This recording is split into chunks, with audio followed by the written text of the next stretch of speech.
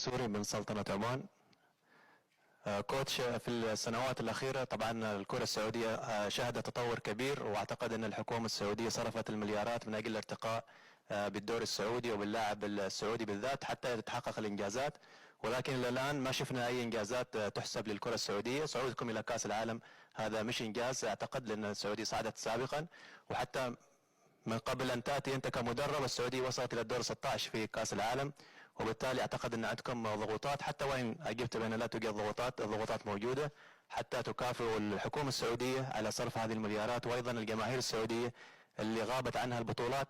حتى في أبسط البطولات أخيرا في كأس الخليج فشلت في تحقيق هذا اللقب، وخرجت من الدور النصف النهائي من المنتخب العماني.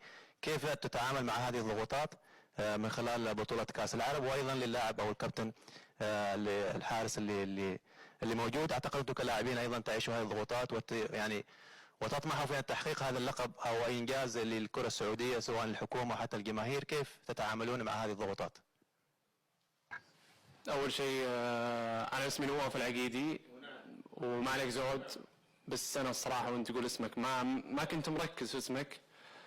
السؤال الثاني، احنا ندعم قيادتنا بملف التطور السعودي في الدوري وضخ المليارات، فهي ملياراتنا احنا نضخها وين ما نبي، ونبي اصلا احنا نتطور مع العالم، عشان كذا احنا نواصل بهذا الشيء. بخصوص المنتخب السعودي دائم كان كعبة عالية على عمان. احنا اليوم في كاس العالم وراح نلعب كاس العالم الجاي، وراح نكون كويسين في كل بطولة لان قاعدين نتطور.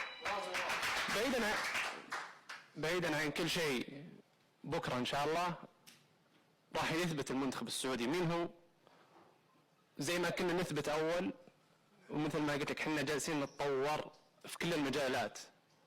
احنا مبسوطين من ذا الشيء وفخورين في ذا الشيء. شكرا لك.